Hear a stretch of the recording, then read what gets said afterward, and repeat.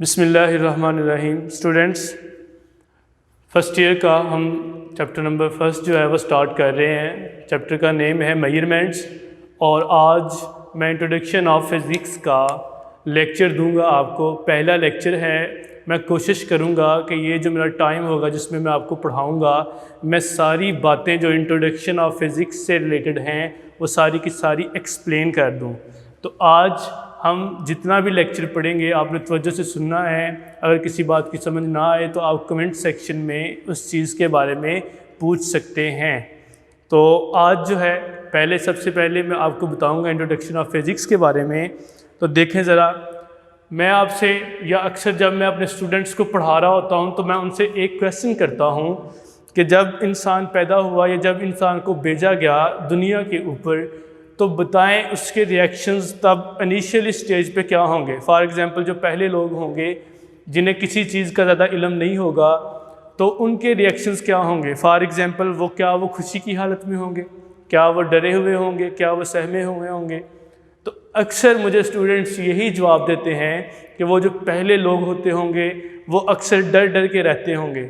लेकिन बड़ी इंटरेस्टिंग बात मैं आपको ये बताने लगा हूँ कि वो जो पहले लोग थे वो डरे हुए भी नहीं होते थे और सहमे हुए भी नहीं होते थे, बल्कि उनके अंदर भी इल्म की जस्तजू होती थी, उनके अंदर भी इल्म हासिल करने का तजस्सुस होता था जिसको उन्होंने आगे फर्दर हम तक पहुंचाया है। फॉर एग्ज़ाम्पल, मिसाल के तौर पे अगर किसी इंसान को किसी चीज़ ने काट लिया है, किसी चींटी ने काट लिया, किसी और चीज़ ने काट लिया और उसकी वजह से रैशेस बन गए उसकी बॉडी के ऊपर, तो वो इस चीज़ के बारे में तजस्सुस रखता था कि आया कि ये किस जानवर ने मुझे काटा है, इस जानवर के काटने से मुझे नुकसान क्या हुआ है। तो ये सारी चीज़ें जब वो तजस्सुस के आलम में फाउंड आउट करता था तो फिर क्या होता था, वो इन चीज़ों को साथ साथ लिखता रहता था। फॉर एग्ज़ाम्पल, उसने एक डायरी बना ली, उस डायरी के अंदर उसने लिख लिया कि मुझे फ़लाँ चीज़ ने काटा है, तो इसका रिएक्शन क्या हुआ है और इसका इलाज क्या है। तो उन लोगों ने भी तजस्सुस के आलम में चीज़ों को फाइंड आउट करना शुरू कर दिया। जब उन्होंने उन्हें फाइंड आउट किया तो उन्होंने उसे एक डायरी की फॉर्म में, एक बुक की फॉर्म में, किसी ने अगर रोशनी के मुतल्लिक पढ़ा तो उसको भी अपनी डायरी में लिख लिया उसी डायरी में, किसी ने अगर साउंड से रिलेटेड कोई बात पढ़ी तो उसी डायरी में लिख ली, किसी ने अगर किसी बीमारी का इलाज दरियाफ्त किया तो उसने भी उसको उसी डायरी में लिख लिया। मतलब तमाम तरह का नॉलेज उन्होंने एक ही जगह पे इकट्ठा कर दिया और इस नॉलेज को उन पहले लोगों ने नाम दिया नेचुरल फ़िलासफ़ी का। आए मैं आपको पढ़ाता हूँ डिटेल में नेचुरल फ़िलासफ़ी क्या होती है। जैसे मैंने अभी बताया कि वो जो सम ऑफ डिफरेंट नॉलेजेस था उनको हमने नाम दिया that is the natural philosophy. अब नेचुरल फ़िलासफ़ी चूँकि पहला ज़माना था, लोगों ने एक ही चीज़ पे जो है वो स्टडी किया और उसको नाम दिया नेचुरल फ़िलासफ़ी का। अब आपने कभी गौर किया हो कि जो पहले ज़माने के लोग होते थे जिन्होंने फील्ड में काम किया है उन्हें अक्सर लोग फ़िलासफ़र कहते थे। वो फ़िलासफ़र इसलिए कहते थे और साइंटिस्ट इसलिए नहीं कहते थे क्योंकि वो पहले ज़माने के लोग थे, उन्होंने नेचुरल फ़िलासफ़ी पे काम किया और उस ज़माने में साइंस के इल्म को कहते ही नेचुरल फ़िलासफ़ी था।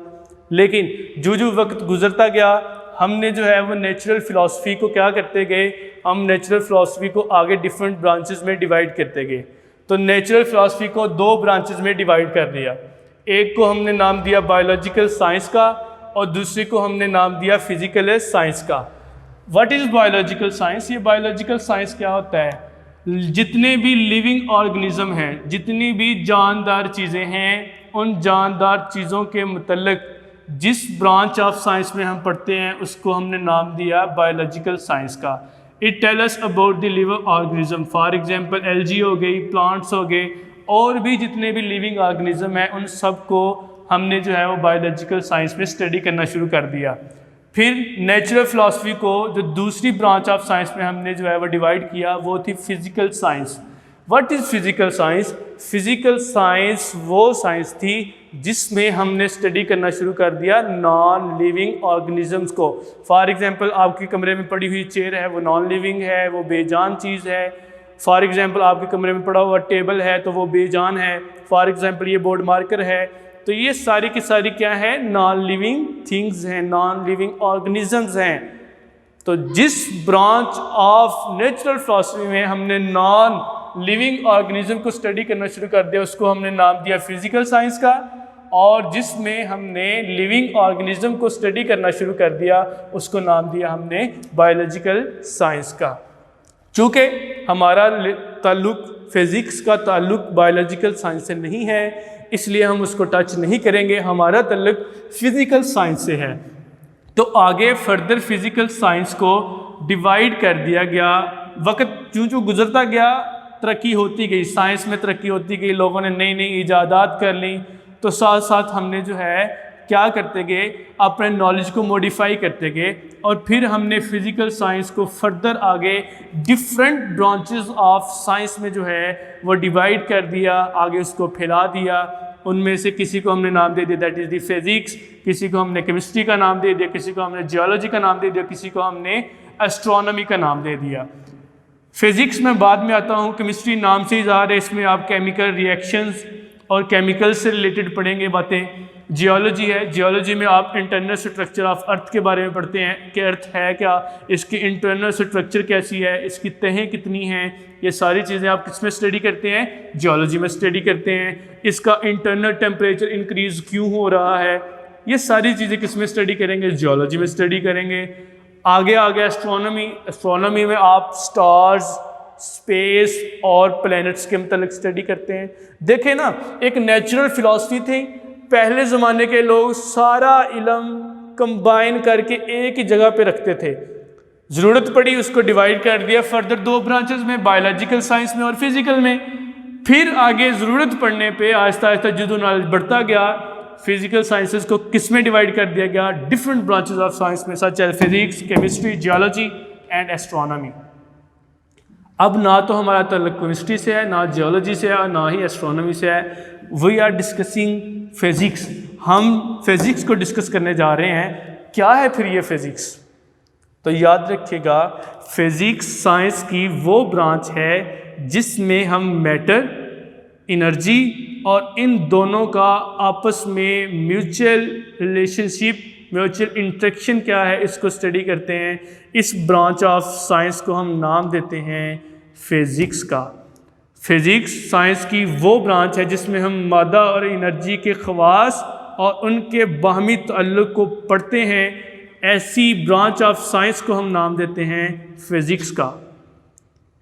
मैंने सबसे पहले लफ्ज़ लिखा है ब्रांच ऑफ साइंस, ठीक है। तो इसमें हम मैटर, एनर्जी और इनका जो रिलेशनशिप है उसको स्टडी करते हैं। What is matter? सवाल ये है कि क्या है matter. What is the energy? क्या है energy. What is the relationship between them, के मैटर और एनर्जी के दरमियान आपस में रिलेशन है, क्या है। सवाल अब ये है, फिक्र ना करें, मैंने सारी चीज़ें एक्सप्लेन करके लिख दी हैं। सबसे पहले तो आपको बता दूं मैटर क्या है। किसी भी चीज़ को अगर आपने देखना है कि वो मैटर कब होगी, तो दो रूल्स याद रख लें। कोई भी चीज़ मैटर तब होती है जब उसका कोई ना कोई डेफिनेट मैस हो, have definite mass and have definite volume. पहला क्या है कि उसका कोई ना कोई मैस हो और दूसरा उसका कोई ना कोई वॉल्यूम हो, मतलब उसकी कोई ना कोई फिजिकल अपीयरेंस हो, उसे हम नाम देते हैं that is the matter. For example, आपके पास एक स्टोन है, इसका कोई मैस है, for example it is the 2 kilogram, ये 2 किलोग्राम का है। जाहिर सी बात है उसने कोई स्पेस भी ऑक्यूपाई की हुई है, so it is the matter. ये क्या है? एक मैटर है, इसकी फिजिकल अपीयरेंस भी है। तो हर वो चीज़ जिसका कोई ना कोई मैस है और उसका कोई ना कोई वॉल्यूम है, उसकी फिजिकल अपीयरेंस है, उसे हम नाम देते हैं that is the matter. Next है, मैटर की आगे डिफरेंट स्टेट्स हैं, solid, liquid and gas. What is solid? मैं आपको बताता हूँ, मेरे हाथ में ये बोर्ड मार्कर है, इसकी डेफिनेट शेप, डेफिनेट वॉल्यूम है, ये क्या है? सॉलिड। मेरे पास ये डस्टर है, डस्टर इज़ दी सॉलिड क्योंकि इसकी डेफिनेट शेप है और इसका डेफिनेट वॉल्यूम है, so it is the matter. आगे है लिक्विड, पानी, शहद, ये सारे के सारे क्या आ जाते हैं? लिक्विड में आ जाते हैं, ठीक है जी। पानी का भी डेफिनेट मैस होता है और इसका डेफिनेट वॉल्यूम भी होता है, इसलिए ये क्या है? मैटर है। शहद है तो शहद का भी डेफिनेट मैस है, डेफिनेट वॉल्यूम भी होता है, तो फिर शहद भी क्या है? ये एक मैटर है। गैस, बड़ी इंटरेस्टिंग बातें। क्या गैस है? मैं आपको एग्जांपल देता हूँ। गैस मैटर है। कैसे मैटर है? सवाल जो आपके जहन में आएगा, सर इसका मैस क्या होता है, इसका वॉल्यूम क्या है। फॉर एग्जांपल अगर मैं आपको ये कहूँ कि मेरे पास ये मेरा हैंड है, ये मेरा हाथ है, मैंने आपको कहा ये देखें, मैंने अपने इन दोनों हाथों में हवा को पकड़ लिया, तो आपने कहना सर आप ये कैसे बातें शुरू कर दी हैं, आपने कैसे हवा को पकड़ दिया, क्या आपको हवा महसूस हो रही है? तो मैं कहूँगा नहीं, महसूस तो मुझे नहीं हो रही, मुझे कोई मैथ्स तो डेफिनेट नहीं पता चल रहा। तो आप कहेंगे सर क्या इसका कोई वॉल्यूम है? मैं कहूँगा नहीं, वॉल्यूम भी कोई नहीं है मुझे नज़र आ रहा है। लेकिन मैं एक आपको एग्जांपल देता हूँ। फॉर एग्जांपल आप ऐसे खड़े हैं, आपके सर पे आके चूंटी बैठ गई है, आपको महसूस नहीं हो रहा उसका मैस, हाँ, आपको लग नहीं रहा कि चूंटी बैठी हुई है, लेकिन वो आपके सर पे है, तो क्या आप कहेंगे कि चूंटी है ही नहीं है? चूंटी हाथी पे बैठ जाए तो क्या चूंटी की कोई अपीयरेंस ही नहीं है? चूंटी तो है, लेकिन आपको उसका मैस महसूस नहीं हो रहा। उसका वॉल्यूम भी है लेकिन आपको महसूस नहीं हो रहा। मैं वॉल्यूम की बात बताऊँ, जब आप गैस भरवाने जाए किसी सिलेंडर के अंदर, तो आप गैस भरवाते हैं और आप उसको बताते हैं कि भाई इतनी गैस भरना। अगर वो उससे ज़्यादा 4 किलो का सिलेंडर है, अगर तो वो 5 किलो कर देगा तो आपको पता है फिर क्या होगा, फटेगा, एक्सप्लोजन होगी। तो इसका मतलब है कि गैस का कोई डेफिनेट वॉल्यूम भी है और डेफिनेट इसका मैस भी है। तो गैस भी क्या है? गैस भी आपके पास एक मैटर है। तो ये जितनी भी आपके पास स्टेट्स मैंने लिखी हैं, solid, liquid and gas, these are all physical states of matter. Physical state होने का मतलब ही ये है कि इसका क्या है, डेफिनेट वॉल्यूम भी है और इसका कोई ना कोई मैस भी ज़रूर है। तो इसलिए लिक्विड भी, सॉलिड भी और गैस भी ये क्या है, these are all physical states of matter. Next है आगे energy. What is energy? Matter के अलावा जितनी भी चीज़ें हैं वो एनर्जी होती हैं। फॉर एग्जांपल साउंड है, फॉर एग्जांपल हीट है, फॉर एग्जांपल सनलाइट है। ये आम तौर पे आपको दिखाई नहीं देती, सुनाई देती हैं, साउंड सुनाई देती है, हीट आप महसूस करते हैं, सनलाइट भी आप जो है वो देख सकते हैं, महसूस कर सकते हैं। तो मैटर के अलावा जो भी है वो सारे का सारा क्या है, एनर्जी है। ठीक है, एनर्जी क्या है मैं बता रहा हूँ कि मैटर के अलावा जितनी भी आपके पास चीज़ें हैं वो सारी एनर्जी में आ जाती हैं। फॉर एग्जांपल अब अगली बात एनर्जी भी हो गया, तीसरी बात है what is the relation between them. फ़र्ज़ कर लें आपके पास यूरेनियम का एक क्रिस्टल है, यूरेनियम है, यूरेनियम किस फॉर्म में है, सॉलिड फॉर्म में है। तो सॉलिड है तो इसका मतलब ये क्या है, मैटर है। अब जब यूरेनियम का एक्सप्लोजन होता है, फटता है, धमाका होता है, आप एटम बम बनाएं, धमाका होता है, तो आपको पता है कि वो क्या रिलीज़ करता है, एनर्जी। एनर्जी किस फॉर्म में रिलीज़ करता है, in the form of heat, in the form of sound. Clear है बात? तो इसका मतलब ये हुआ कि यूरेनियम तो खुद क्या था, एक मैटर। तो उस मैटर के फटने से लॉट अमाउंट ऑफ एनर्जी जो है वो क्या हुई, रिलीज। तो यहाँ से फिर आप अंदाज़ा कर सकते हैं कि यूरेनियम फटा, वो तो एक मैटर था, लेकिन उसके फटने से क्या रिलीज हुई है, एनर्जी रिलीज हुई है। तो that is the relationship between them. ये इन दोनों के दरमियान क्या है, रिलेशन है कि मैटर, यूरेनियम खुद एक मैटर था, लेकिन जब एक्सप्लोजन हुई तो क्या हुआ, एनर्जी रिलीज हुई। तो फिर मैटर और एनर्जी के दरमियान रिलेशन बन गया ना। अगर मैटर फटता ही ना, यूरेनियम फटता ही ना, उसका एक्सप्लोजन ही ना होता तो एनर्जी भी रिलीज ना होती। तो इसका मतलब है कि मैटर से आप एनर्जी जो है उसका रिलेशन है बना सकते हैं। This is the relationship between them. So फिर हम कह सकते हैं मैटर और एनर्जी का आपस में रिलेशन है, और जिस ब्रांच ऑफ साइंस में हम उसको स्टडी करते हैं उस ब्रांच ऑफ साइंस को हम नाम देते हैं फिजिक्स का। क्लियर होगी बात? आगे नेक्स्ट मैंने कुछ एक्स्ट्रा चीज़ें लिखी हैं आपके लिए, आपके नॉलेज को बढ़ाने के लिए। तो फिज़िक्स के बारे में फिर हम कह सकते हैं physics is the most fundamental of science. जितनी भी साइंसेस हैं उसमें सबसे जो बुनियादी ब्रांच ऑफ साइंस है वो है फिज़िक्स। मैं आपको एग्जांपल देता हूँ।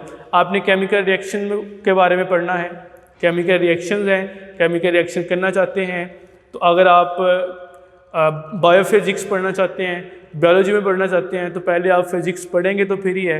केमिकल रिएक्शंस हैं, किसी चीज़ की मोशन है। फॉर एग्जांपल आप बायोलॉजी के अंदर पढ़ते हैं, मोशन ऑफ मॉलिक्यूल्स पढ़ते हैं, आप किसी और चीज़ की मोशन पढ़ते हैं। बेशक वो मॉलिक्यूल्स हैं, बेशक वो रेड ब्लड सेल्स हैं, वो मूव कर रहे हैं, तो मोशन है, तो मोशन को तो आप फिज़िक्स में ही स्टडी करेंगे ना। मॉलिक्यूल्स की मोशन है, मॉलिक्यूल्स की मोशन और उनकी काइनेटिक एनर्जी को तो आप फिजिक्स में ही स्टडी करेंगे। तो केमिस्ट्री पढ़नी है तो केमिस्ट्री पढ़ने से पहले आपको फिजिक्स आनी चाहिए। आपने बायोलॉजी पढ़नी है तो बायोलॉजी पढ़ने से आपको पहले फिजिक्स आनी चाहिए। इसलिए मैंने लफ्ज़ लिखा है physics is the most fundamental of science. दूसरा, फिजिक्स से रिलेटेड जितना भी नॉलेज होता है इट इज़ एक्सपेरिमेंटल साइंस। ये एक्सपेरिमेंट्स होता है। फॉर एग्जांपल आप कोई जनरली बात थ्योरी से साबित नहीं कर सकते, आपको फिजिक्स पे एक्सपेरिमेंट भी करना पड़ता है। आगे different branches of physics. Physics की ब्रांचेस कैसी होती हैं? याद रखिएगा, फिजिक्स की दो तरह की ब्रांचेस होती हैं। एक ब्रांचेस प्योर होती हैं और दूसरी होती हैं ओवरलैपिंग ब्रांचेस। वो ब्रांचेस जिनका प्योरली ताल्लुक सिर्फ और सिर्फ फिजिक्स से होता है वो प्योर ब्रांचेस ऑफ फिजिक्स हैं, और वो ताल्लुक जिसमें फिजिक्स के साथ साथ आप किसी और ब्रांच ऑफ साइंस को भी स्टडी करते हैं वो है ओवरलैपिंग, मिली जुली। प्योर ब्रांचेस में मैकेनिक्स है, चीज़ों की मोशंस के बारे में स्टडी करते हैं, ऑप्टिक्स है, बिहेवियर ऑफ लाइट के बारे में आप स्टडी करते हैं, न्यूक्लियर फिजिक्स है। ये सारी की सारी क्या है? Pure branches of physics. Next है ओवरलैपिंग, जैसे मैंने लिखा बायोफिजिक्स। बायोफिजिक्स ओवरलैपिंग है, इसमें बायोलॉजी के साथ साथ आप फिजिक्स पढ़ते हैं। मेडिकल फिजिक्स है, ये सारी की सारी क्या है? ओवरलैपिंग फिजिक्स है। मुख्तसर याद रखने का तरीका क्या है कि वो ब्रांच ऑफ फिजिक्स जिसमें फिजिक्स के अलावा किसी और ब्रांच ऑफ साइंस को भी स्टडी किया जाए वो किस में आ जाती है? ओवरलैपिंग में आ जाती है। ठीक है, आगे नेक्स्ट है main frontiers of physics. Frontier mean किस लेवल पे आप फिजिक्स की मदद से काम कर सकते हैं, किस लेवल का आप इस पे जो है मुताला कर सकते हैं, वो मेन फ्रंटियर्स में आ जाता है। सबसे पहले मैंने लिखा है फिजिक्स को आप यूज़ करते हैं टू स्टडी लार्ज ऑब्जेक्ट्स। बड़े जितने भी ऑब्जेक्ट्स हैं उनको स्टडी करने के लिए आप फिजिक्स यूज़ करते हैं। जैसे कि स्टडी ऑफ यूनिवर्स, पूरी दुनिया यूनिवर्स है, उसकी आपने अगर स्टडी करनी है तो आप फिजिक्स को यूज़ करेंगे। यूनिवर्स कैसे बनी? बिग बैंग धमाका हुआ 20 बिलियन साल पहले, तो उससे जो है वो हमारी ज़िंदगी का जो है वो आगाज़ हुआ, चली ज़िंदगी। तो ये सारी की सारी यूनिवर्स बड़ी आगे, तो कैसे बड़ी? लार्ज ऑब्जेक्ट्स में आ गई, तो इसको हम स्टडी करते हैं फिजिक्स के अंदर। स्मॉल ऑब्जेक्ट्स में आ जाता है प्रोटॉन, इलेक्ट्रॉन एंड म्यूजॉन्स। ठीक है, इलेक्ट्रॉन के अलावा जितने भी पार्टिकल्स हैं वो सारे के सारे किस में होते हैं? न्यूक्लियस में होते हैं। तो स्मॉल ऑब्जेक्ट्स को भी स्टडी करने के लिए आप किसको यूज़ करते हैं? आप फिजिक्स को यूज़ करते हैं। इलेक्ट्रॉन की मोशन क्या है? मोशन को किस में स्टडी करेंगे? फिजिक्स में स्टडी करेंगे। ठीक है, तो मोर देन 100 पार्टिकल्स न्यूक्लियस में पाए जाते हैं। वो कैसे रह रहे हैं, उनकी मोशन कौन सी है? वाइब्रेटरी मोशन है, रैंडम मोशन है, मूव कैसे कर रहे हैं? इन सब को स्टडी करने के लिए हम किस में स्टडी करेंगे? फिजिक्स में स्टडी करेंगे। सो ये स्मॉल ऑब्जेक्ट्स में आ गया। कुछ ऑब्जेक्ट्स हमारे पास होते हैं मिडल साइज़ के ऑब्जेक्ट्स। तो मिडल साइज़ के ऑब्जेक्ट्स को स्टडी करने के लिए भी हम क्या यूज़ करते हैं? फिजिक्स को यूज़ करते हैं। मिडल साइज़ में क्या आ जाता है? मिडल साइज़ में स्टडी ऑफ कम्प्लेक्स मैटर आ जाती है। कम्प्लेक्स मैटर जितनी भी हैं उनको स्टडी करने के लिए हम फिजिक्स का सहारा लेते हैं। तो ये कम्प्लेक्स मैटर का साइज़ ना तो स्मॉल में आता है ना लार्ज में आता है, बल्कि हम इनको कहते हैं these are middle size subjects objects. For example size of molecule, ये भी कम्प्लेक्स मैटर में आ जाता है, मिडल साइज में आ जाता है। साइज ऑफ अर्थ है, ये भी कम्प्लेक्स मैटर में आ जाता है और मिडल साइज है इनका। क्लियर होगी बात? अगर इंसान अपना खुद का मुताला कर सकता है तो ये भी क्या है? ये मिडल साइज में आ जाता है। तो हर वो चीज़ जो लार्ज ऑब्जेक्ट्स वाली हैं, जो स्मॉल ऑब्जेक्ट्स वाली हैं या मिडल साइज़ की हैं, उन सब को स्टडी करने के लिए हम फिज़िक्स को यूज़ करेंगे। तो ये मेन फ्रंटियर्स हैं, इस लेवल पे हम इस पे काम कर सकते हैं। नेक्स्ट है फ़िज़िक्स में आप किस किस चीज़ के बारे में तहकीक कर सकते हैं? इन्वेस्टिगेशन इन फिज़िक्स क्या हुई? इसमें हम मोशंस के लॉ स्टडी कर सकते हैं। स्ट्रक्चर ऑफ स्पेस टाइम, ज़मानो मकान जिसे हम बोलते हैं, उसके बारे में स्टडी कर सकते हैं। इंट्रैक्शन ऑफ मैटर, मैटर का आपस में क्या इंट्रैक्शन है? मैटर क्या है? सॉलिड, लिक्विड, गैस, इनका आपस में क्या इंट्रैक्शन बनता है, उसको हम किस में स्टडी करते हैं? फिज़िक्स में स्टडी करते हैं। Interaction of radiation with matter, radiations हैं, आपको पता है रेडिएशन और मैटर में बहुत डिफरेंट फ़र्क है, ये बड़ा एक दूसरे से मुख्तलिफ हैं। तो interaction of radiation with matter, radiation का मैटर के साथ क्या इंटरेक्शन है, इसको भी हम किस में स्टडी करते हैं, फिज़िक्स में स्टडी करते हैं। मुख्तसर बात करने का मतलब ये है कि वो जो पहले ज़माने के लोग थे जिन्होंने नेचुरल फ़िलासफ़ी पे काम किया, उनके पास सारा इल्म था, लेकिन वो एक कंबाइंड फॉर्म में इल्म था, महदूद इल्म था। लेकिन वक्त गुजरने के साथ हमने नेचुरल फ़िलासफ़ी को बायोलॉजिकल साइंस में, फ़िज़िकल साइंसेस में, हमने इसको आगे फर्दर फ़िज़िकल साइंसेस से निकाल के different branches of science such as physics, chemistry, geology, astronomy, zoology, different हमने साइंसेस बना दी, ब्रांचेस बना दी साइंसेस की। तो उसको हमने फर्दर आगे स्टडी करना शुरू कर दिया। तो आज के लेक्चर में मैंने कोशिश की है कि आपको इंट्रोडक्शन ऑफ फिज़िक्स पे लेक्चर दूं। उम्मीद है अगर आप मेरी बात को सुनेंगे गौर से तो 100% गारंटी है आपको समझ आएगी।